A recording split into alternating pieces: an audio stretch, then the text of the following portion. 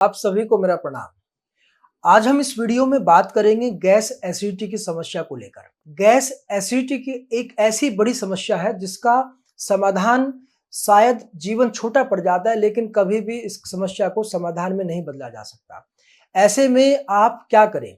बहुत तरह के एंटी एसिड आप ले चुके हैं, बहुत तरह के मेडिसिन ले चुके हैं, बहुत तरह के डॉक्टर्स बदल चुके हैं, लेकिन अब आवश्यकता है ऋषियों की पद्धति को अपनाने का, सनातन पद्धति को अपनाने का, आयुर्वेद को अपनाने का। आयुर्वेद में ऋषियों ने कहा है पेट सभी रोगों का मूल कारण है। यदि पेट आपका गड़बड़ हो जाता है तो आपको कोई भी रोग हो सकता है, और पेट के खराब होने का सबसे बड़ा कारण है भोजन।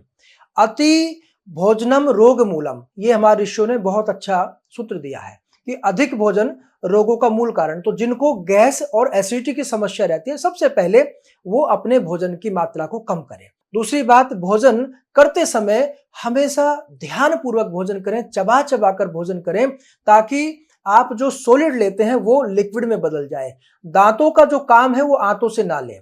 अधिकांश लोग जो जल्दबाजी में, तनाव में कई बार भोजन जो करते हैं वो बिना चबाए सीधा निगलते रहते हैं, जो हमारी आंतों में भोजन का पाचन नहीं हो पाता, जिस कारण से गैस एसिडिटी बनती है। तो दांतों से ही भोजन को चबाएं, आंतों से चबाने की कोशिश ना करें। यदि बिना चबा हुआ भोजन सॉलिड फॉर्म में आंतों में जाता है तो हमारी जो आंतों की गट लाइन है उसको डिस्टर्ब कर देता है, और कई बार वो बहुत ज्यादा डिस्टर्ब होने से आपको कैंसर या आईबीएस जैसी बड़ी समस्याओं से भी जूझना पड़ता है। इंटेस्टाइनल कैंसर का भी एक बड़ा कारण ये बन सकता है। तो आपको भोजन करते समय चबा चबा कर भोजन करना है, शांत मन से भोजन करना है, और भोजन करते समय जो ऋषियों की परंपरा रही है, हमारे पूर्वजों ने हमें सिखाया है कि प्रार्थना के भाव से प्रार्थना करो, अन्नपूर्णा माता को धन्यवाद करो, और ईश्वर का चिंतन करते हुए जब आप भोजन करेंगे तो आपकी जो स्लाइवा है, जो डाइजेस्टिव जूसेस हैं, वो ठीक प्रकार से बनने लगते हैं और भोजन आपका आसानी से डाइजेस्ट हो जाता है। जो भोजन डाइजेस्ट हो गया वो भोजन आपको एसिडिटी गैस नहीं बनाएगा। जो इनडाइजेस्ट भोजन है, जो इनडाइजेस्ट जो फूड आपके ब्लड में घूमता रहता है, वो आपके शरीर में विकृति पैदा करता है, जिस कारण से आपको गैस एसिडिटी की प्रॉब्लम होती है। तो फिर आप कितने भी एंटी एसिड लेते रहें, आपको समाधान नहीं मिल सकता। तो आपको इन बातों का विशेष ध्यान रखना है। तीसरी बात है, भोजन करते समय आपको समय का विशेष ध्यान रखें। आप एक निश्चित समय पर ही भोजन करें। आज आप 12 बजे कर रहे हैं, कल 3 बजे कर रहे हैं, परसों फिर 5 बजे कर रहे हैं। समय की व्यवस्था आपको बनानी पड़ेगी। आप कितना भी बिजी शेड्यूल में हैं, यदि आप अपने आप को स्वस्थ रखना चाहते हैं तो भोजन का एक समय निश्चित है। 11 से 1 बजे का जो दोपहर का जो भोजन है, जिसको आप लंच कहते हैं, वो उसका जो परफेक्ट समय है 11 से 1 बजे का। सुबह का जो ब्रेकफास्ट है वो आपका 7 से 8:30 के बीच में हो जाना चाहिए, और रात का जो डिनर है वो आपका रात्रि के पहले पहर लगभग 6:30 से लेकर और 7:30 मैक्सिमम 8 बजे तक। आप मेट्रो सिटी में रहते हैं तो 8 बजे तक भोजन जरूर कर लें, यदि आप अपने पेट को स्वस्थ रखना चाहते हैं। पेट स्वस्थ तो आप स्वस्थ हैं, ये बात ध्यान रखें।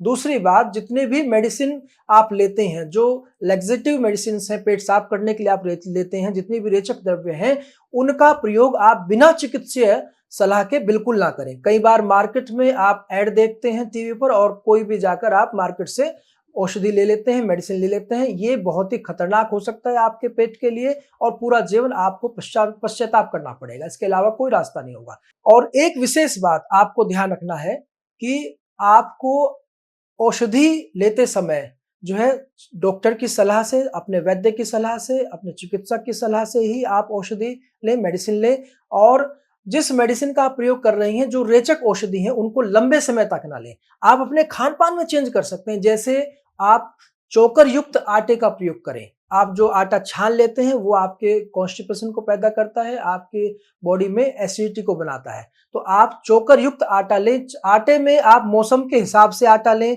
चने का आटा लें, बाजरे का लें, मक्की का लें, जौ का लें, लेकिन मौसम के हिसाब से आप आटा प्रयोग करें। अलग अलग मौसम में अलग अलग आयुर्वेद में विधि बताई है।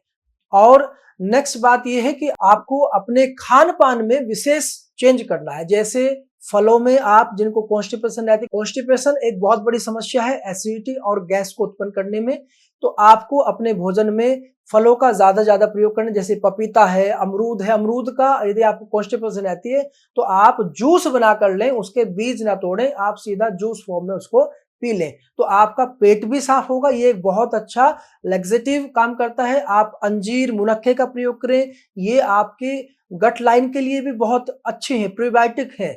आपके जो बैक्टीरिया हैं, इंटेस्टाइनल बैक्टीरिया, उनको स्ट्रॉन्ग बनाते हैं। तो इस तरह के जो आयुर्वेद में कुछ तरीके बताए हैं, जैसे आयुर्वेद में कुछ औषधियाँ हैं, मकोए हैं, भूमि आंवला है, पुनर्नवा है, त्रिफला है, इनका प्रयोग भी आप कर सकते हैं। लेकिन ज़रूर आप एक बार अपने चिकित्सक से सलाह ज़रूर कर लें, लेने से पहले। तो ये ऐसे आयुर्वेद में बहुत तरह की आयुर्वेद में आश्चर्यजनक अचूक औषधियाँ हैं, जो पेट के लिए रामबाण है। आयुर्वेद की रिसर्च पेट पर बहुत बड़ी है, बहुत बड़ी। हमारे ऋषियों ने इसको खोजा है और इसके समाधान दिए हैं, बहुत तरह की औषधियाँ बताई हैं। यदि आप आयुर्वेद को अपनाते हैं, तो मैं समझता हूँ आप अपने पेट के रोगों से मुक्ति पा सकते हैं।